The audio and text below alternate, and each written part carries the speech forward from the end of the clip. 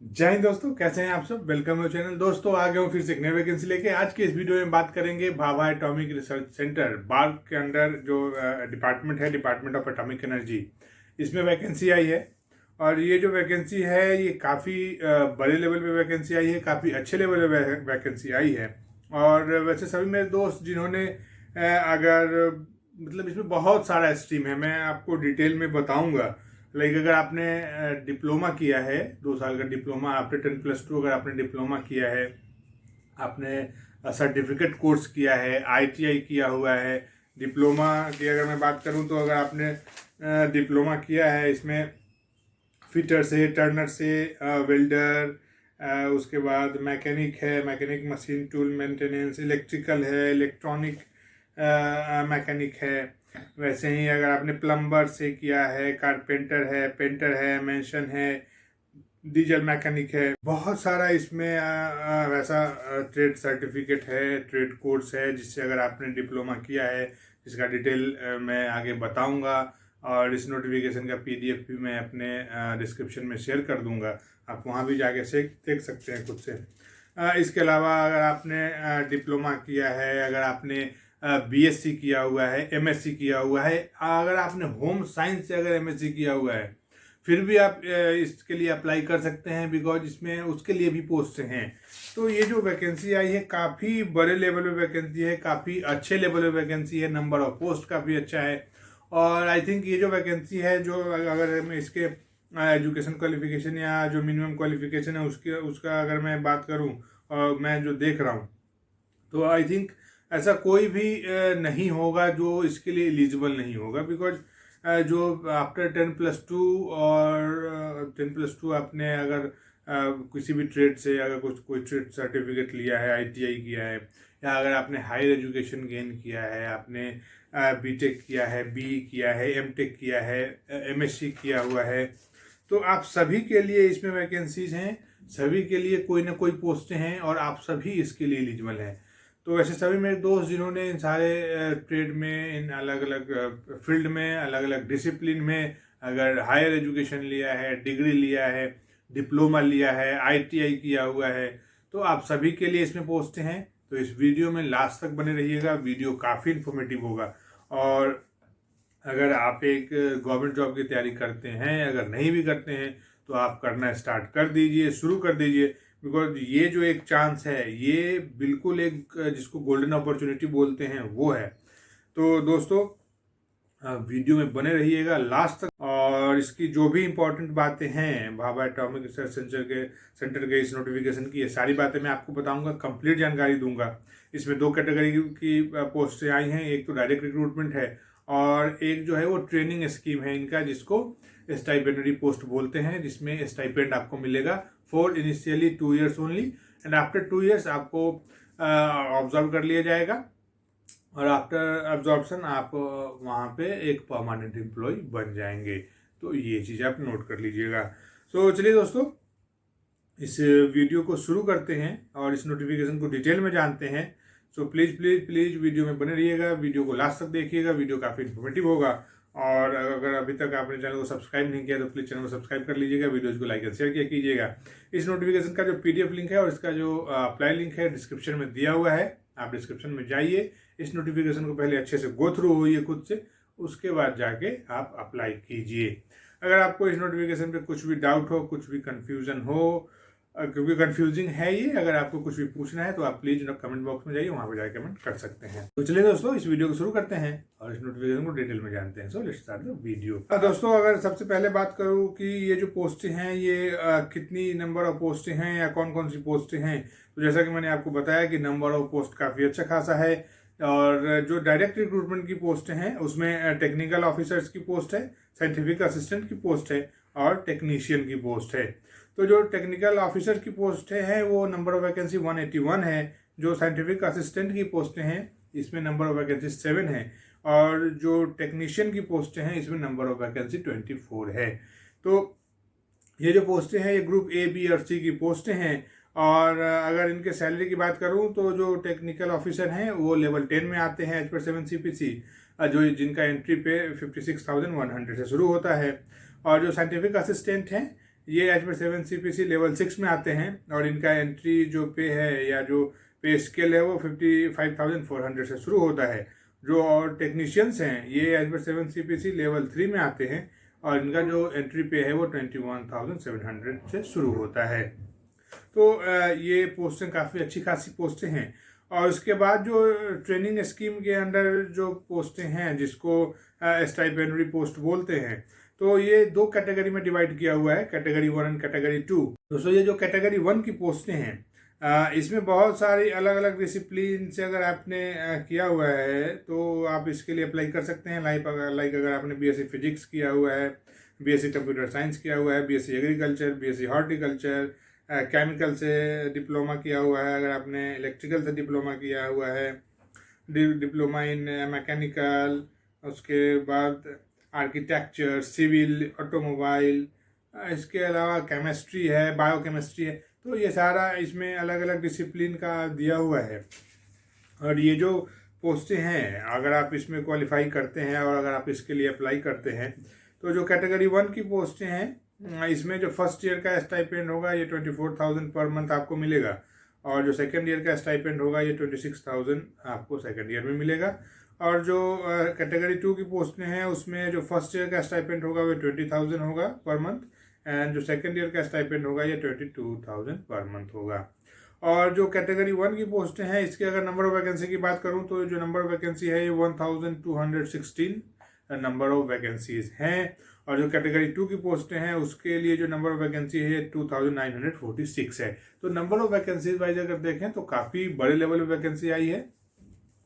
और दोस्तों इसमें एक सबसे बड़ी बात जो मैं आपको बता दूं कि ये जो स्टाइपेंडरी पोस्ट हैं जो ट्रेनिंग स्कीम के अंडर आया है, तो ये जो ट्रेनिंग स्कीम के अंडर जो पोस्टें हैं ये पहले 2 साल के लिए ये आपका ट्रेनिंग होता है। अगर आप सेलेक्ट होते हैं तो पहले 2 साल आपका ट्रेनिंग होता है और फर्स्ट ईयर और सेकेंड ईयर का जो स्टाइपेंड आपको मिलेगा वो मैंने आपको बताया। और आप आफ्टर 2 इयर्स अगर आपका परफॉर्मेंस अच्छा रहा, अगर आपका सब कुछ अच्छा रहा तो फिर आफ्टर 2 इयर्स आपको जो बार्क है वो एब्जॉर्ब कर लेगी वहाँ पे और वहाँ जो एब्जॉर्ब हो जाते हैं फिर आप बार्क के एक परमानेंट एम्प्लॉय हो जाएंगे, परमानेंट आप वहाँ के कर्मचारी हो जाएंगे। और आफ्टर एब्जॉर्बशन आपका जो पे लेवल होगा वो पे लेवल 3, 4, 5, 6, 7 इन सारे लेवल में आपका वहाँ पे एब्जॉर्बशन हो जाएगा अकॉर्डिंग टू योर पोस्ट। तो ये चीज़ आप भी नोट कर लीजिएगा। तो इसमें दोनों जो पोस्टें आई हैं चाहे वो स्टाइपेंड वाली पोस्टें हैं और जो परमानेंट पोस्टें हैं वो तो है ही हैं। तो जो स्टाइपेंड वाली जो दोनों कैटेगरी की पोस्टें हैं ये जो दोनों पोस्टें हैं ये भी परमानेंट ही हैं नेचर में। ये बस पहले 2 साल के लिए जो आपका ट्रेनिंग होगा इसमें बस आपको स्टाइपेंड मिलेगा। आफ्टर 2 इयर्स आप एक परमानेंट एम्प्लॉय हो जाएंगे बार्क के। तो ये चीज़ आप नोट कर लीजिएगा। ऐसा समझिए कि जब आप डायरेक्ट रिक्रूट में जाते हैं तो 2 साल के लिए जब आपका प्रोबेशन पीरियड होता है आपका वो जस्ट लाइक ऐसा ही है। तो 2 साल का आपका ट्रेनिंग पीरियड होगा, उसके बाद आप एक परमानेंट एम्प्लॉय हो जाइएगा। अगर मैं इसके डिग्री या एजुकेशन क्वालिफिकेशन की बात करूँ तो जैसा कि मैंने आपको बताया कि आपने अगर MSc केमिस्ट्री किया हुआ है, MSc फिजिक्स से किया हुआ है, बी या BTech किया हुआ है आर्किटेक्चर से, सिविल से, केमिकल से, उसके बाद कंप्यूटर साइंस है, कंप्यूटर इंजीनियरिंग है, कंप्यूटर साइंस एंड इंजीनियरिंग है, इससे अगर आपने B या BTech किया हुआ है, इसके अलावा अगर आपने B या BTech माइनिंग से किया हुआ है, मैकेनिकल से किया हुआ है, तो ये आप बहुत सारी पोस्ट हैं उसके लिए आप एलिजिबल हैं, आप अप्लाई कर सकते हैं। वैसे ही अगर आपने BSc food technology, home science है कि मैंने आपको बताया था, न्यूट्रिशन इनसे किया हुआ है, SSC अगर आपने सीनियर सेकेंडरी सर्टिफिकेट आपके पास है, उसका अगर आपने बॉयलर अटेंडेंट सर्टिफिकेट आपने ले रखा है टेक्निकल में तो आप इसके लिए अप्लाई कर सकते हैं बॉयलर अटेंडेंट की पोस्ट के लिए। वैसे दोस्तों जो ट्रेनिंग स्कीम के अंदर जो पोस्टें हैं उसमें बहुत सारी पोस्टें हैं और आपको मैं रिक्वेस्ट करूंगा कि आप एक बार इस नोटिफिकेशन को अच्छे से गो थ्रू होइए, फिर आप जाके खुद ये देख सकते हैं कि आप इसके लिए एलिजिबल हैं या नहीं हैं, क्योंकि बहुत लंबा लिस्ट है और इसको अगर मैं सारा बताऊं तो काफ़ी वीडियो लंबा हो जाता है। तो ये चीज़ आप देख लीजिएगा।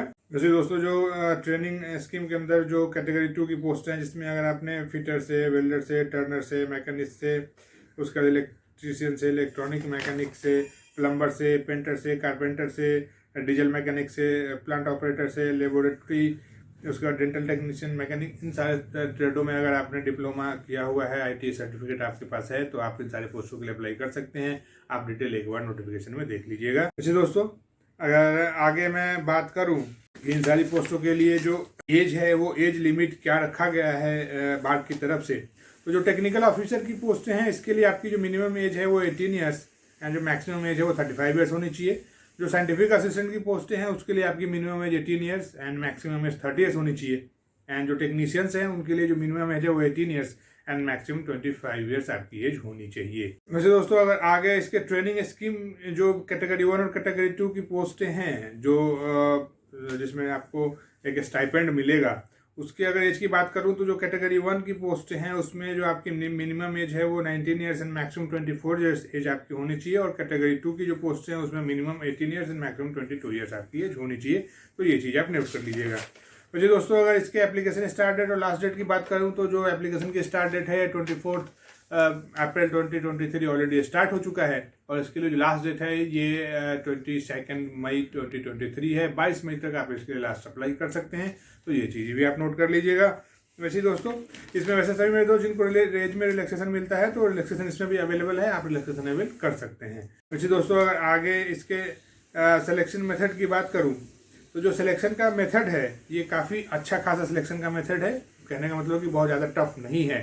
तो ये चीज़ आप नोट कर लीजिएगा। जो टेक्निकल ऑफिसर की पोस्टें हैं जो कि डायरेक्ट रिक्रूटी पोस्ट है जिसमें डायरेक्ट रिक्रूटमेंट हो रहा है, तो टेक्निकल ऑफिसर की पोस्टें हैं उसमें सिलेक्शन जो है इसमें सिर्फ एक आपका इंटरव्यू होगा और जो फाइनल मेरिट लिस्ट बनेगा ये भी आपके इंटरव्यू के बेस पे ही बनेगा। और अगर बहुत ज़्यादा एप्लीकेशन होता है तो ये बार देखेगी कि अगर सिर्फ इंटरव्यू से काम नहीं चलता तो एक जो CBT होता है कंप्यूटर बेस्ड टेस्ट वो भी आपसे ले लेगी। तो ये चीज़ आप नोट कर लीजिएगा। अगर आप साइंटिफिक असिस्टेंट की पोस्टों के लिए अप्लाई करते हैं या फिर कैटेगरी 1 की जो ट्रेनिंग स्कीम के अंडर जो वो स्टाइपेंड वाली पोस्ट हैं उसके लिए अगर आप अप्लाई करते हैं तो इसके लिए जो सिलेक्शन का स्कीम है या जो सिलेक्शन प्रोसेस है उसमें एक कंप्यूटर बेस्ड आपका एग्ज़ाम होगा जिसमें 40 मल्टीपल चॉइस क्वेश्चंस होंगे, MCQ होगा, ऑब्जेक्टिव टाइप का होगा, ये पूछा जाएगा। और ये जो 40 क्वेश्चंस हैं ये हर एक क्वेश्चन 3 मार्क कैरी करेगा। और सबसे बड़ी बात है कि इसमें नेगेटिव मार्किंग होता है, ये चीज़ नोट कर लीजिएगा कि नेगेटिव मार्किंग है हो तो होगा और नेगेटिव मार्किंग वाले एग्जाम में आपको नेगेटिव मार्किंग से बचना है। और तो अगर आप नेगेटिव मार्किंग करते हैं तो 1 मार्क आपका नेगेटिव से काट लिया जाएगा। और अगर मैं इसके सिलेबस की बात कर रही हूँ तो जो सिलेबस है वो आपका जो BSc या डिप्लोमा का सिलेबस होता है वही सिलेबस होगा, कोई एक्स्ट्रा सिलेबस नहीं होगा। तो ये भी आप नोट कर लीजिएगा। अब जिस भी पोस्ट के लिए अप्लाई करते हैं और उसके लिए जो भी क्वालिफिकेशंस रखा गया है बार की तरफ से वही आपका सिलेबस होगा। आपका सिलेबस आपका जो आपने स्कूल में पढ़ा है वही होगा। तो आपको बहुत ज़्यादा भी मेहनत नहीं करना है, आपको बस वही आपको उसको रिवाइज करना है या उसी को फिर से पढ़ना है और वहाँ पर जाके एग्ज़ाम दे देना है। तो ये चीज़ आप नोट कर लीजिएगा। वैसे दोस्तों जो इसका फाइनल परफॉर्मेंस, अगर मैं फाइनल सिलेक्शन लिस्ट की बात करूं, जो साइंटिफिक CBT क्वालिफाई कर लेते हैं तो फिर आपका एक इंटरव्यू होगा और जो फाइनल सिलेक्शन होगा ये purely on the marks obtained in interview. जी हाँ, इंटरव्यू में आपने कितने मार्क्स गेन किए हैं इस पे आपका सिलेक्शन डिपेंड करता है। और जो CBT होगा उसका मार्क्स इसमें ऐड ऑन नहीं किया जाएगा। तो ये चीज़ आप नोट कर लीजिएगा। दोस्तों अगर मैं इसके जो आगे पोस्ट है उसकी बात करूं, जो टेक्नीशियन की पोस्ट है या फिर कैटेगरी 2 की पोस्ट हैं, अगर मैं इसके सिलेक्शन प्रोसेस की बात करूं तो जो इसका सिलेक्शन प्रोसेस है ये 3 स्टेज में कंप्लीट होगा। जो पहला स्टेज होगा जो कि प्रिलिमिनरी टेस्ट होगा जो कि कंप्यूटर बेस्ड टेस्ट होगा आपका, और जो दूसरा जो स्टेज होगा वो एडवांस टेस्ट होगा। ये भी कंप्यूटर बेस्ड ही होगा पर ये एडवांस टेस्ट होगा। इसके लिए आपको प्रिलिमिनरी टेस्ट को क्वालिफाई करना होगा। एंड जब आप ये भी क्वालिफाई कर लेते हैं फिर आपका जो तीसरा स्टेज होगा वो स्किल टेस्ट होगा। और स्किल टेस्ट करने के बाद फिर जो डॉक्यूमेंट वेरिफिकेशन और जो आगे का एक स्टैंडर्ड प्रोसीजर है वो फॉलो करेगी बार्क। तो जो टेक्नीशियन है फिर कैटेगरी 2 की पोस्टें हैं उसमें जो प्रिलिमिनरी टेस्ट होगा इसमें 50 नंबर ऑफ क्वेश्चंस पूछे जाएंगे जिसमें मैथमेटिक्स से 20 क्वेश्चंस होगा, साइंस से 20 क्वेश्चन होगा, जो जनरल अवेयरनेस है उससे 10 क्वेश्चन आपसे पूछा जाएगा। ये जो क्वेश्चंस होंगे ये मल्टीपल चॉइस क्वेश्चन वाला एग्जाम होगा, MCQ होगा, ऑब्जेक्टिव टाइप का एग्जाम होगा। और इसमें जो क्वेश्चन होगा ये हर एक क्वेश्चन 3 मार्क कैरी करेगा और इसमें नेगेटिव मार्किंग है तो 1 मार्क नेगेटिव काट दिया जाएगा। तो नेगेटिव मार्किंग वाले एग्जाम में आपको नेगेटिव मार्किंग से बचना चाहिए। तो ये चीज़ आप नोट कर लीजिएगा। जब आप प्रिलिमिनरी टेस्ट क्वालिफाई कर लेते हैं, फिर आपका एक एडवांस टेस्ट होगा, और ये जो एडवांस टेस्ट होगा इसमें भी 50 मल्टीपल चॉइस क्वेश्चंस होंगे। ये भी ऑब्जेक्टिव टाइप का होगा, और इसमें भी 3 मार्क्स कैरी करेगा हर एक क्वेश्चन, 1 मार्क आपका नेगेटिव होगा। तो ये चीज़ आप नोट कर लीजिएगा। जब आप एडवांस टेस्ट भी क्वालिफाई कर लेते हैं, फिर आपको स्किल टेस्ट के लिए कॉल किया जाएगा। और ये जो स्किल टेस्ट होगा, इसमें कोई भी आपको कोई वो जस्ट फॉर क्वालिफाइंग है, कोई मार्क्स आपको नहीं मिलेगा। और इस स्किल टेस्ट में आप जिस भी ट्रेड के लिए, जिस भी पोस्ट के लिए आप अप्लाई करते हैं, जिस भी ट्रेड से आपने डिप्लोमा किया हुआ है, आपको वही ट्रेड वहाँ पे करके दिखाना है कि आपको वो ट्रेड आता है, आप उसमें वेल वर्स्ड हैं। तो ये स्किल टेस्ट है। और जब आप स्किल टेस्ट भी क्वालिफाई कर लेते हैं, फिर आपका एक डॉक्यूमेंट वेरिफिकेशन होगा। और आफ्टर डॉक्यूमेंट वेरिफिकेशन अगर आपका सारा डॉक्यूमेंट सही होता है, तो फिर आप एक परमानेंट एम्प्लॉय, या आने वाले दिनों में आप एक परमानेंट एम्प्लॉय बाहर के बन जाएंगे। तो ये चीज़ आप नोट कर लीजिएगा। तो जी दोस्तों, एट लास्ट अगर मैं इसके एप्लीकेशन फ़ी की बात करूँ, तो जो टेक्निकल ऑफिसर्स की पोस्ट हैं उसके लिए अगर आप अप्लाई करते हैं तो आपको 500 रुपीज़ देना होगा। जो साइंटिफिक असिस्टेंट की पोस्ट है उसके लिए आपको 150 रुपीज़ एप्लीकेशन फ़ी है। और जो टेक्नीशियन की पोस्ट हैं उसके लिए आपको 100 रुपीज़ एप्लीकेशन फ़ी देना होगा। वैसे यही जो ट्रेनिंग स्कीम के अंदर जो पोस्टें आई हैं, जिसको स्टाइपेंड पोस्ट बोल रहे हैं, उसमें कैटेगरी 1 की जो पोस्टें हैं उसके लिए आपको 150 रुपीज़ एज एप्लीकेशन फ़ी देना होगा। और जो कैटेगरी 2 की पोस्टें हैं उसके लिए आपको 100 रुपीज़ एप्लीकेशन फ़ी देना होगा। तो ये चीज़ आप नोट कर लीजिएगा। और वैसे सभी मेरे दोस्त जो SC ST PWD या वीमेन कैटेगरी से बिलोंग करते हैं, एक्स सर्विसमैन कैटेगरी से बिलोंग करते हैं, उनके लिए कोई भी एप्लीकेशन फ़ी नहीं है, वो नील है। तो ये भी आप नोट कर लीजिएगा। तो दोस्तों, आई थिंक जो बार की तरफ से नोटिफिकेशन आया था, डिपार्टमेंट ऑफ एटॉमिक एनर्जी के अंदर जो पोस्टें आई हैं, इसकी जो भी इंपॉर्टेंट बातें थी हैं, सारी बातें मैंने आपको बता दी हैं। आई होप आपको ये वीडियो अच्छा लगा होगा। अगर वीडियो थोड़ा सा भी अच्छा लगा हो तो प्लीज़ चैनल को सब्सक्राइब कर लीजिएगा, वीडियोज़ को लाइक एंड शेयर किया कीजिएगा। अगर दोस्तों सिंपल जवाब में अगर मैं आपको बताऊं, तो ये वैसे सभी मेरे दोस्त, अगर आपने 12वीं किया है, सिंपल ग्रेजुएशन किया है, अगर आपने BTech किया हुआ है, हायर एजुकेशन MSc किया हुआ है, तो इसमें सभी के लिए पोस्टें हैं और आप सभी इसके लिए एलिजिबल हैं। आपने ITI किया हुआ है, डिप्लोमा किया है, मतलब इसमें कुछ भी ऐसी कोई भी ऐसा एजुकेशन क्वालिफिकेशन नहीं है जिसमें ये छोड़ा गया हो इसमें बार की तरफ से। तो ये एक बहुत ही गोल्डन अपॉर्चुनिटी है, सुनहरा मौका है। और अगर आप एलिजिबल हैं, अगर आप एजेंशियल क्वालिफिकेशन है उसको अगर आप फुलफिल करते हैं, तो आपको इसके लिए ज़रूर अप्लाई करना चाहिए। तो मेरे हिसाब से आपको अप्लाई करना चाहिए, आपको इसके लिए तैयारी करना चाहिए। जो इसका एग्जामिनेशन है, ये काफ़ी जो सिलेक्शन प्रोसेस है या पैटर्न ऑफ एग्ज़ाम है या स्कीम ऑफ एग्ज़ाम है, काफ़ी अच्छा है, क्योंकि इसमें कोई भी एक्स्ट्रा चीज़ नहीं पूछना है। आपका जो सिलेबस रहा है वही आपसे पूछा जाएगा, और काफ़ी अच्छा है मेरे हिसाब से, और आपको इसके लिए अप्लाई करना चाहिए। दोस्तों, अगर आपको इस पर कुछ भी डाउट हो, कुछ भी कन्फ्यूजन हो, तो आप प्लीज़ कमेंट बॉक्स में जाइए, वहाँ पर जाकर कमेंट कर सकते हैं। मैं यहाँ पे सारे क्वेरी का आपको आंसर दूंगा। इसमें बहुत सारी पोस्टें हैं, बहुत सारा डिसिप्लिन है, तो ये चीज़ आप नोट कर लीजिएगा। और वहाँ पे अगर आपको कुछ भी कन्फ्यूजन हो तो प्लीज़ कमेंट कीजिए, वहाँ पर जाके मैं आपके हर एक क्वेरी का आंसर दूंगा। और दोस्तों, चलते चलते फिर से आप सभी से एक बार रिक्वेस्ट करूँगा कि चैनल को सब्सक्राइब कर लीजिएगा, वीडियोज़ को लाइक एंड शेयर किया कीजिएगा, और नोटिफिकेशन का और अप्लाई लिंक दिया हुआ है डिस्क्रिप्शन में, आप वहाँ पर जाके देख सकते हैं, अप्लाई कर सकते हैं। तो दोस्तों, चलिए मिलते हैं किसी दूसरे वीडियो में किसी नई वैकेंसी के साथ। तब तक के लिए जय हिंद।